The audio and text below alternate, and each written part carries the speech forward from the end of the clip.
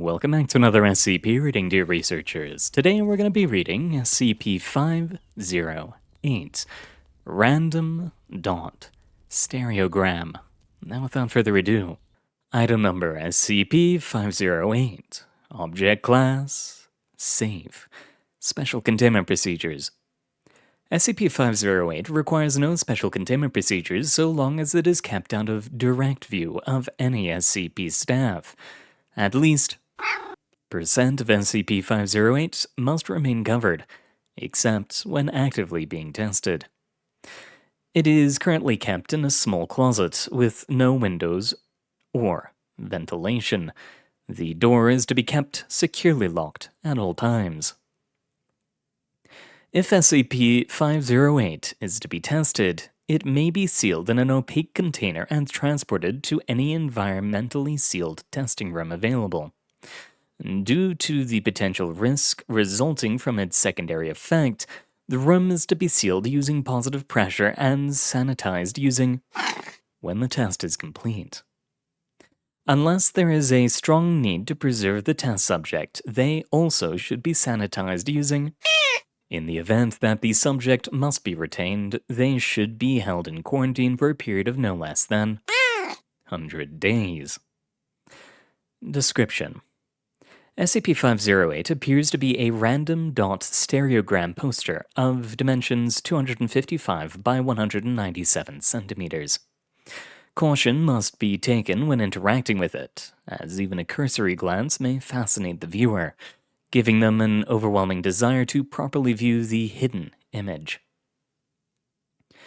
Viewing the image appears to only be possible when the viewer stands 1 meter in front of the image and stares directly at it.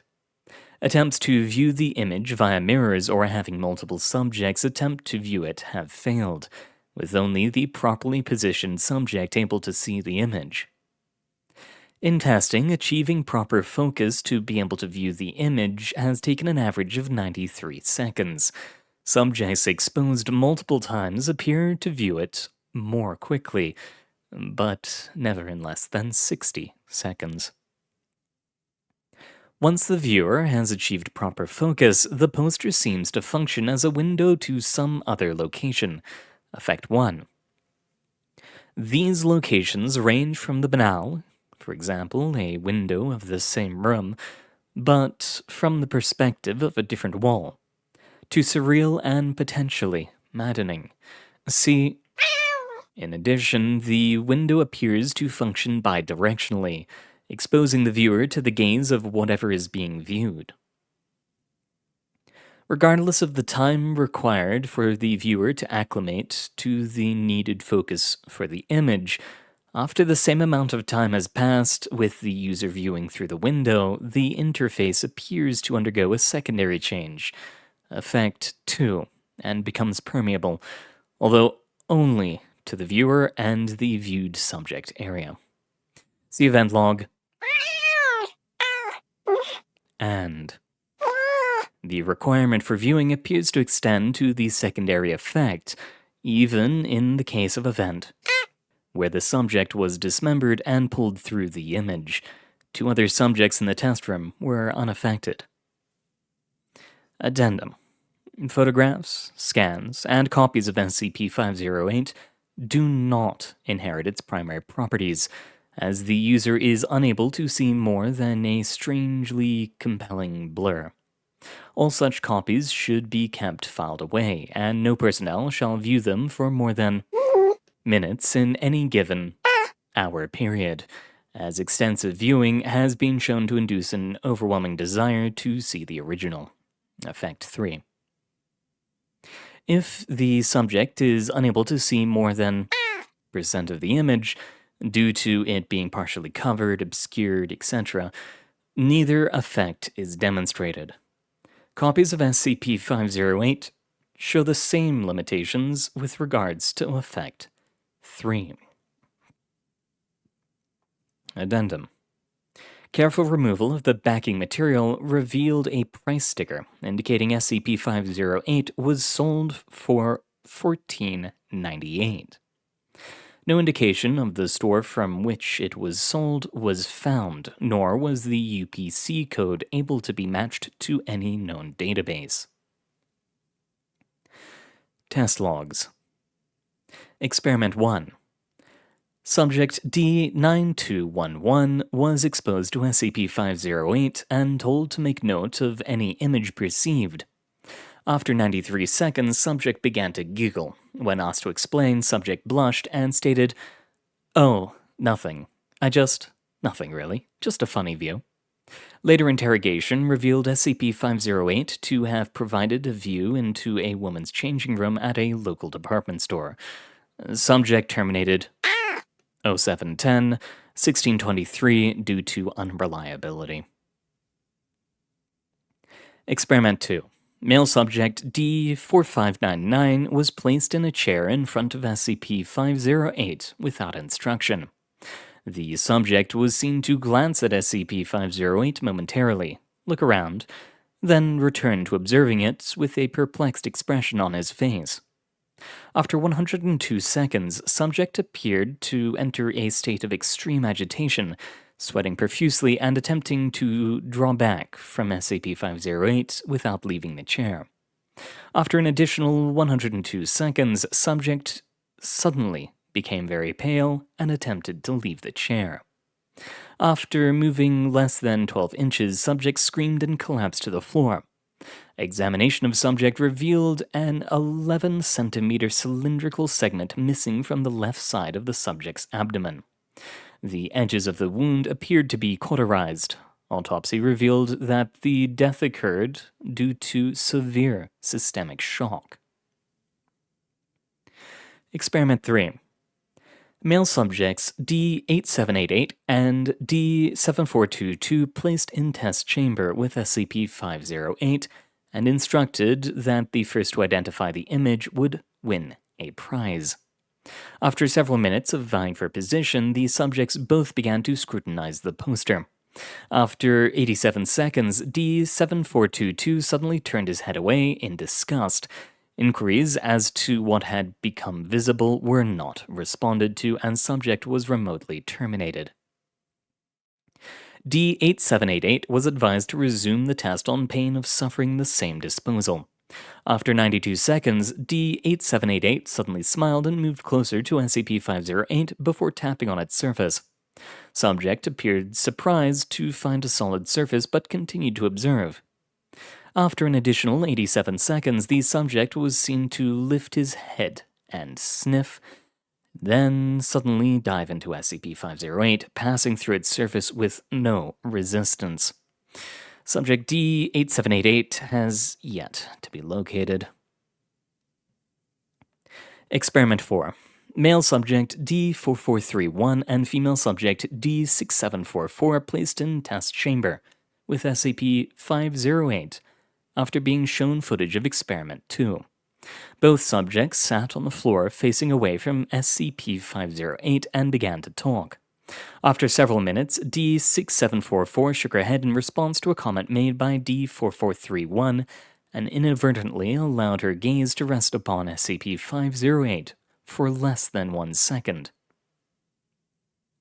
Although visibly shaken, she looked back at it repeatedly for the next 10 seconds before changing position to obtain a better view. Repeated warnings from D4431 failed to dissuade D6744 from attempting to view the image. After 103 seconds, D6744 suddenly blanched and began to vomit. Subjects were then removed and interrogated. Subject D6744 was unable to describe what she had seen, stating that it somehow was wrong, but in a way she could not explain. Subject D4431 admitted to looking at SCP-508 after seeing D6744's response, but claimed to have seen nothing. Subjects quarantined for potential future testing. Experiment 5. Female subject D9801 instructed to enter test chamber, observe SCP-508, and report back. After 93 seconds of observation, the subject was heard to exclaim, "Oh, that's neat," Interrogation revealed subject to have seen an image of herself in what she thought was some kind of experimental mirror.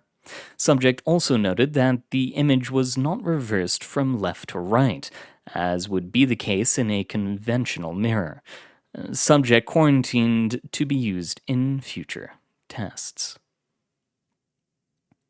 Experiment 6. Male subject D6621 shown video of experiment 5 and instructed to enter test chamber. Observe SCP-508 and report back. After 97 seconds, subject D6621 made sounds indicative of disgust and stated, "Ew, they can't make it in here, can they?" After an additional 97 seconds, D6621 suddenly demanded to be let out and moved to the farthest point in the test chamber from SCP-508. After 43 seconds of the subject becoming increasingly agitated and demanding to be let out, the subject suddenly began to scream and swat at his legs. Analysis of the video log shows that the subject's legs appeared to be bitten by a large number of small creatures, based on concurrent wounds. At least 27 bites were being inflicted at any one time. After 14 seconds, the subject collapsed, whereupon the subject began taking wounds over his entire body. After an additional 14 seconds, the subject lost consciousness. Within seconds of the subject being rendered unconscious, all damage ceased. Subject was unable to return to consciousness and was terminated 2110-0217. Autopsy revealed the bites to be consistent with those of unusually large bedbugs, with traces of neurotoxin found within the wounds. Experiment 7. Repeated female subject D9801 instructed to enter test chamber, observe SCP-508, and report back. After 81 seconds of observation, the subject was seen to turn about several times and state, "Oh, well, that's different." Interrogation revealed subject to have seen an image of herself as seen from behind. Upon turning around, subject saw what appeared to be an identical copy of SCP-508 behind her. No such object appears on the video log. Subject quarantined to be used for future repeat tests. Experiment 8. Male subject D2232 placed in test chamber and told he would be rewarded if he could properly identify the object shown by SCP-508. Subject had been fitted with a remote activation tranquilizer collar to test the effects loss of vision, through unconsciousness, would have on effect too. After 87 seconds, subject leaned forward and stated, "Whoa, I didn't know these could show live images. Who is that?"